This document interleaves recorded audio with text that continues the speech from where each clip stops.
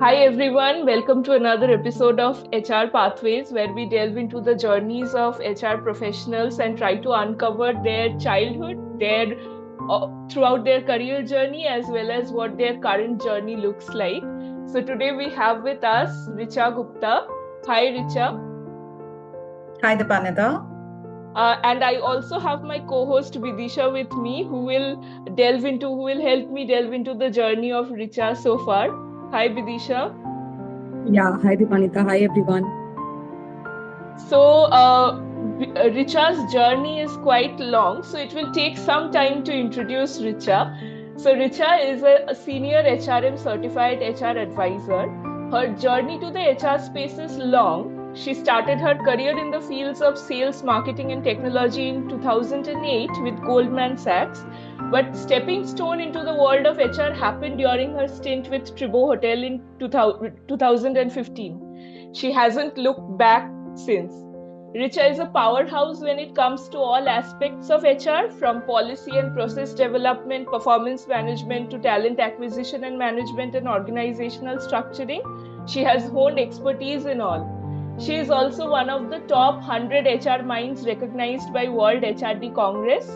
Now, you will think at this point that we have come to an end to the introduction of Richa, but her achievements are never ending. So, apart from being a celebrated HR professional, she has also been an exceptional academic record. She is a gold medalist from SP Jain, Singapore, and Dubai, and a Dean's List from BIT, Marsa. A very warm welcome to you, Richa. Great to have you on our podcast today. Thanks, Dipanita. Thanks a lot for the kind words. I am humbled. Thank you. So, Richa, since we are delving into your journey so far, so why don't we start from the very beginning? So, tell us a little bit about your upbringing, your background in terms of your childhood, and how it impacted your long-term journey in your career. So, we'll like to understand that. Sure. So I think, like we were chatting briefly before this, I have been brought up, in the eastern part of India. Did my schooling, major part of upbringing in Bhubaneswar. And from there, I did my engineering from BIT Mesra. So I think at that point, after school, it was more of going with the flow where I chose to do engineering. I at that time was fascinated by the whole world of electrical and electronics, and I really wanted to pursue a course there and take it up. That's where I landed up in BIT Mesra. During my engineering, I did a very short stint with Hindalco. It was an internship really, where I worked in their power plant, and that got me close to the core electrical and the nuances of working in an environment like that. And I thought that this is not something that I'm very excited doing. And fortunately, what came along after campus was Goldman Sachs. I in fact did an internship with them earlier as well, and that's where I really liked the global setup, the global environment that Goldman had to offer. Going from working with the teams based out of Asia, US in person and remotely as well. I joined their IT infrastructure. So these were the days where the IP telephony was still a very nascent stage, at a very nascent stage in India. So I actually started my career with coding routers and building networks, and very amazing challenges there with the scale that Goldman had to offer in setting up the IP telephony infrastructure there. Did that for about 3 years, and that is when and then during the course of it, there were a lot of obviously when you are in a global setup and a large team like that, you work a lot on project skills and negotiation skills and collaboration skills and all. And that's where I wanted to pursue more of the hone my business nuances, so to say, business acumen. And that's where I went on to do my MBA. I majored in marketing. And this was at SP Jain Singapore Dubai campus. Yeah, that's how I entered into the business side of things after technology. Post my MBA, I joined Hungama. Hungama Digital is one of the biggest aggregators, in music. And that time Right. they were also with content and all. So then I joined their syndication team, helping the likes of, and that time OTT was still growing. So I was, setting up the iTunes store for them and doing some of the other digital businesses as well. From there on, I moved to Disney. I think that was a study affair. I sort of have been to movie screenings with the stars, with the crew, lunch with Salman Khan, and those you get to, those are the aspects of the job that, that's really the starry part of it. I think one more special thing about, my stints at Hungama and Disney are that these were stints in sales. Now, I personally think that that played a really important part in shaping me up, as a professional.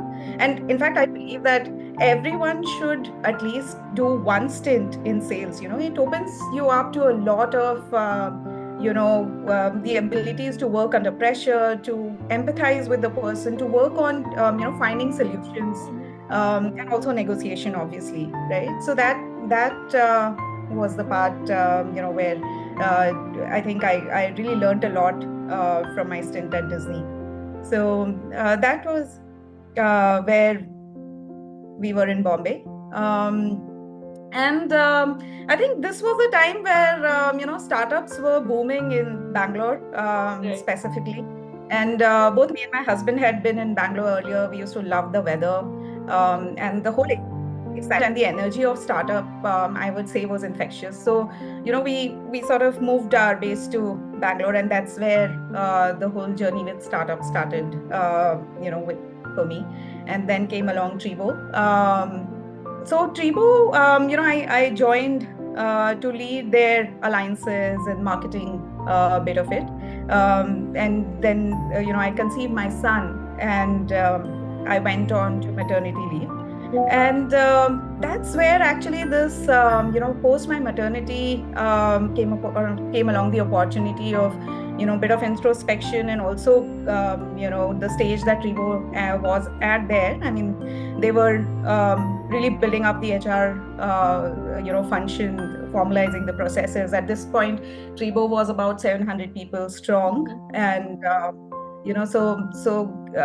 and something, getting into HR was something that I had always toyed with in my mind. But I am a person who enjoys building relationships, communication, and also intuitively I see myself fitting. I had seen myself fitting into these roles, and that is where I grabbed the opportunity with both hands. I came on to, I came on board as the HRBP lead for Tribo at that time. And a very a very rewarding experience, where, I got to work on various facets of HR, starting from performance management, compensation and benchmarking, even analytics, a deep dive into analytics, and so on and so forth.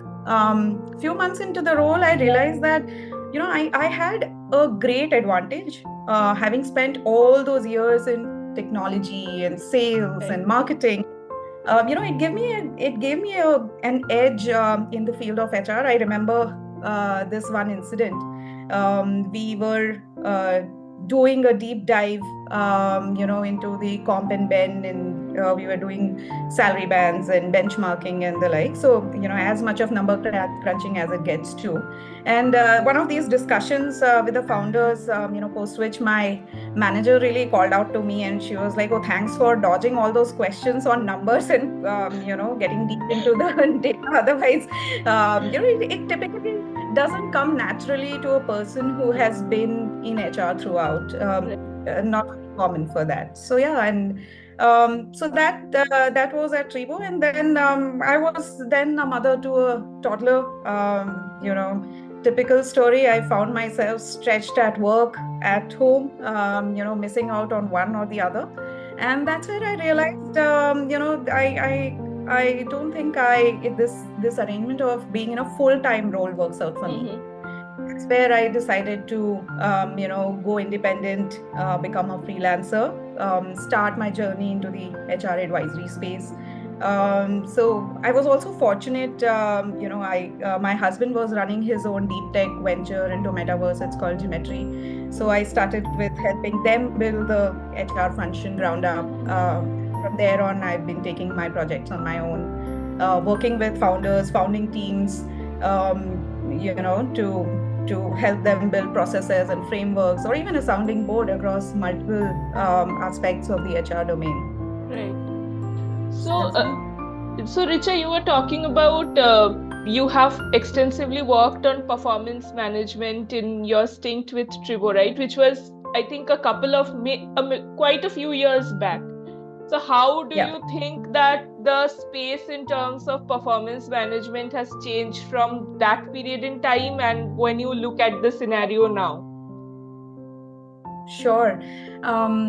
I think, throughout my career, I have been fortunate to work on performance management frameworks and approaches, which range from a very simple, basic check-in, sort of a format of a check-in to, going by management by objectives, the MBO, or even the bars, right? Behaviorally anchored rating scale system, to even something that's very subjective, for a very small setup at various scales. I think what has changed really is the need and approach to do it more continuous, to make it more continuous, to make the feedback, there and then at the point, and not really wait for a review cycle or a check-in to really share that. And that is why the whole idea has been, and here I'll say there's no one size fits all, right? For a large setup with a different objective or goal that the organization is chasing, to a very small, closely knit team of which, for a business that's just starting out, I think the approach and priorities vary a lot. But yeah, to draw commonalities, the essence of it is one, continuous feedback. And second, also, I think performance management is a great tool that sort of gives you direct visibility, as a person, to the impact that you're able to create in the organization, how it ties to the value of the org. I think that for me is the biggest, that is the essence of driving the whole performance management process. Yeah, I think correctly said that continuous aspect was something which was absent a couple of years back, but now more companies are trying to dive into the continuous aspect of it. I think OKRs is also one such tech framework which has helped companies to implement that continuously rechecking their goal. I think, yeah, absolutely correct. So Richa, you also mentioned a little bit about the motherhood journey. So I would like to understand. I think motherhood is something, when you are a parent, it teaches a lot in terms of career, right? Even though I am not a mother myself, but I have seen my mother managing the entire house, and then us, and then whatever other aspects of a life that are there. So how has it impacted your work? Like, what are the learnings that you have got from that journey which you have incorporated in your professional life as well? Sure. To be very honest, I think nothing has taught me more than being a mother, even in my professional life, right? When you are, and it happens on a day-to-day basis, right? You're faced by challenges. There's a certain set of prioritization that needs to happen, and you have to multitask a lot, and especially, I think, being an HR professional, it also helps get that perspective of having the influential skills, and plus by while helping or coaching someone, obviously you are growing up another human being, to be independent so whole sort of, the whole, a whole lot of prioritization, multitasking, coaching abilities, patience, empathizing, right? A lot of it definitely plays a massive role. I think when I talk about working women who are also mothers, I think the one image that comes to mind is you would have seen these modern versions of Durga with several hands and everything balancing all together. We have our work, we have the household chores, the kids to take care of, and everything at once. And I think we women do an amazing job at multitasking and prioritizing. Something that I tell my husband that he should pick from me for sure. So yeah, plays a great role in has played a great role in shaping me up as well. That's So I would like to ask that how was it working with Disney, because Disney is a very big company, and being a 90s kid, Disney is something which we can relate to. So how was it? How was your experience working in Disney? Sure. I think, yeah, like you rightly said, being a 90s kid there, and especially Disney at this juncture was a few years into their, merger with acquisition of UTV. And that's where, when I joined Disney India, and part of the syndication, the whole syndication catalog included your best movies from UTV. We had the Kicks and the Highways and all of that, along with the the whole Disney catalog, Star Wars and the entire Pixar, all of those as well. So yeah, very exciting. I think also drawing comparisons. I was from my earlier stint at Goldman, where it was an equally global setup, to a company like Disney, which was very media, very, and hence localized content as well. Their approach was very different in terms of how we used to work while being in a global setup. So lots to learn there, in terms of finding out solutions which are local to the market and not necessarily just following the international business practices as well. And like I said, at this time, OTT was just opening its doors. I mean, we were just building the libraries for OTT and, in India. So a lot to do with how the content was accepted, what were the viewerships like, what content was working well, what wasn't, and then voicing that sort of change in behavior or difference in behavior out to the global teams. I think that was definitely a key learning here. And when you are in a space like content and media, there's obviously global doesn't work as much as it would in an IT services or another environment. So yeah. Nice. so. Yeah, Vidisha. No. Sorry.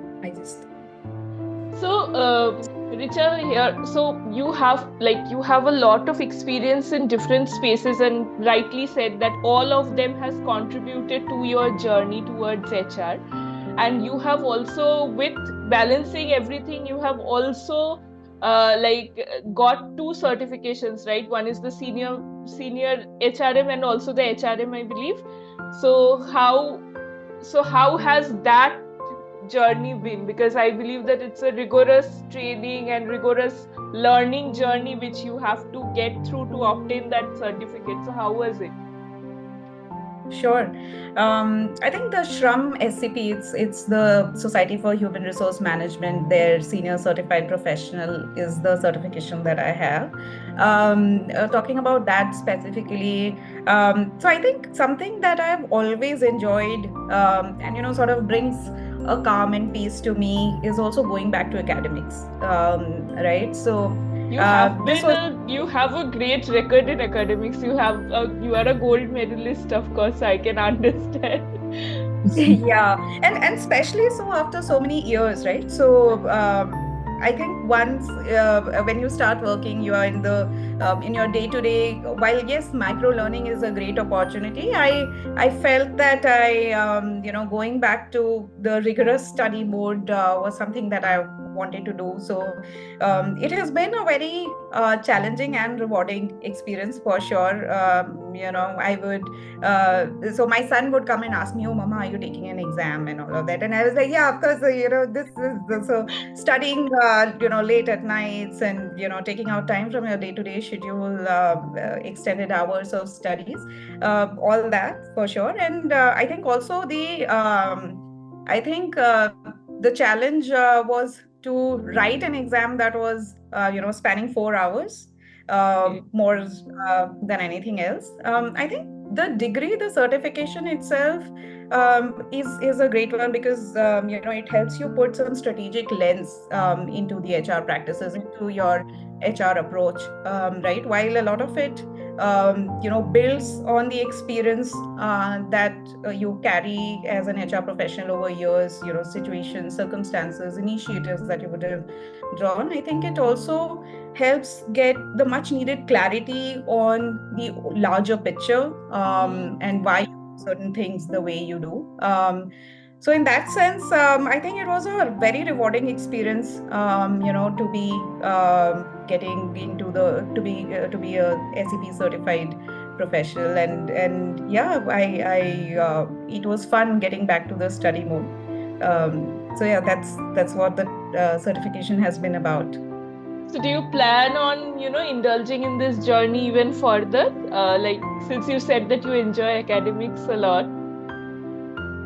Yeah, I mean, that's something that I have been doing as well. So even like when I did my MBA, it was a break from work, and then I went on to do the 1 year course at SPJ in Singapore and Dubai. So I do think that model. I really enjoy doing this. So for sure, if for the right opportunity, and when I feel there's a need,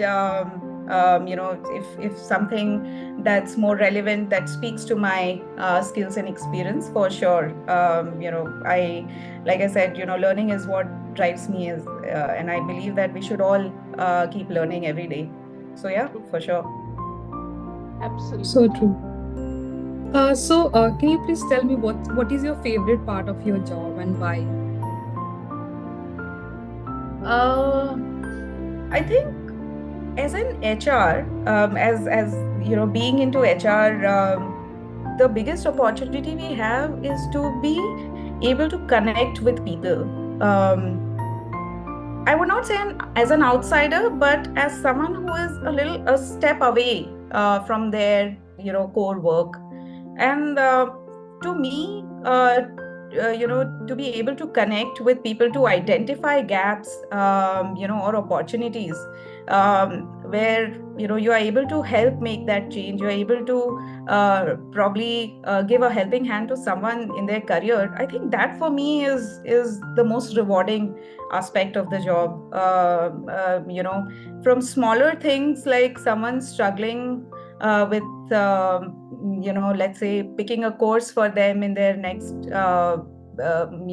for their growth, for their career growth, designing a policy around that, designing a framework around that, or to be helping and a first time manager really manage the team that they're able to, or even a founder, right? At times there are these conversations where you very much act as a sounding board, as an HR, and at times it just helps to voice it out, to talk it out, and also share different perspectives for the founder. So yeah, that I think is the most rewarding aspect for me. Very nice. So, Richa, like you mentioned, your connection with people, right, which is an important aspect when we talk about the HR space. But maybe some young professionals, say, who is starting their journey in the HR space, but is a little introvert. So, how do you, any tips you have for them, like how they can open up and build more connection with people so that they can have a more successful journey in the HR space? Sure. I think it's a great question. Early on in my career, I was it definitely takes some focus and some work towards communicating openly. And I think communication itself is a key, I would say, change that a key factor that can change anything, really, right? Help solve issues, fill gaps, and even identify opportunities. And I think the key to being able to communicate or connect with people, one is, as an HR, it gives you an excellent opportunity to connect one-on-one with someone, right? The idea is to get to know the person, not just treat the person as an employee, just related to work. Understand where the person is coming from, what their aspirations are. And I think then the rest of it just falls into place, because once you place yourself into someone else's shoes, you empathize with the person and you understand the larger, perspective of the person, and what or why is the person doing what he or she is doing, and what drives him or her, and then what is it that you can really help with. I think that is where the entire journey begins, and then it just goes deeper from there. And then once you're able to do that, it just and that is something that I have seen a lot of folks in HR, especially early on. The focus is a lot on processes and following a certain structure, and while of course all that is essential, but I think what sometimes gets lost there is the actual connect and the whole intent of doing something the way it should be. And yeah, so I think that's where just individual conversations, going deeper into understanding people's psyche, I think that really helps build a connect. Yeah, I think, yeah, empathizing is one thing which has to be there. And I think any person that starts off any job, mostly they get burdened with so many process activities that the other aspects of it sometimes get lost. So I think what you mentioned is absolutely correct, to not lose a sight of the larger picture, and to put themselves in the shoe of the employee or the person that they are connecting with helps a lot. Sure. I think one tip here for someone who is an introvert is also to, sort of reach out to people in the HR fraternity. Today, it's very easy, right? There are a lot of these forums and communities, and you find a lot of HR folks themselves working on similar challenges, similar setups, and all. I think that even if you are an introvert, at least try to, reach out to one or two people, establish your connect with them, exchange ideas. I think all those really helps build your own confidence, and then empowers you to also sort of have connects and connections within the organization, being able to bring to the table a different point of view or a different approach. I think all those opportunities then open up there on. So, Richa, since we are coming to an end to our discussion, so what we want to finally ask you and end up with is basically, say 5 or 6, 7 years down the line, what new things do you want to incorporate in your life, or what you want to continue doing? Any aspirations that you have that you want to achieve by that time? So, if you can give us some insight on that.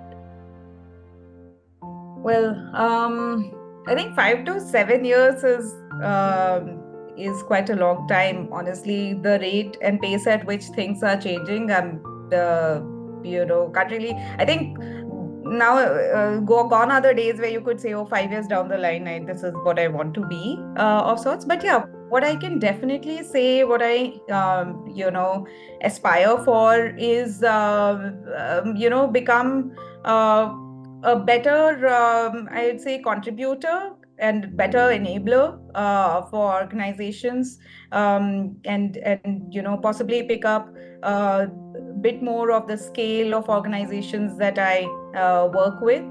So yeah, keep building on the journey, and hopefully also be able to inspire and help some of the younger folks entering into the HR, or people like me who are trying to juggle between motherhood, work, life, and everything in between.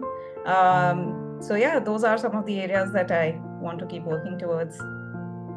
I could definitely see you being a coach to help others to juggle through the all these, because it's very your story itself is so inspiring to so many people who are still confused and a bit in a dilemma of how to continue their career. So it's like you are the example that tells that nothing can stop you if you are if you have the intention to get things done. So there is one way or the other that the journey will continue. Thank you, Dipanita. And I hope to be able to, coach and influence others as well to keep their journey going. That's great. Thank you. Thank you, Richa. So, thank you for taking your time out. So, it was really fun and insightful conversation with you. And seriously, you have a very dynamic career, which is very inspiring. And as the Panita said, that how you're managing everything is very inspiring for us as well as to the audience as well. So, thank you again for taking your time out today. Thank you, Pratisha. Thanks a lot, Dipanita. Thanks, everyone. Thank you. Thank you.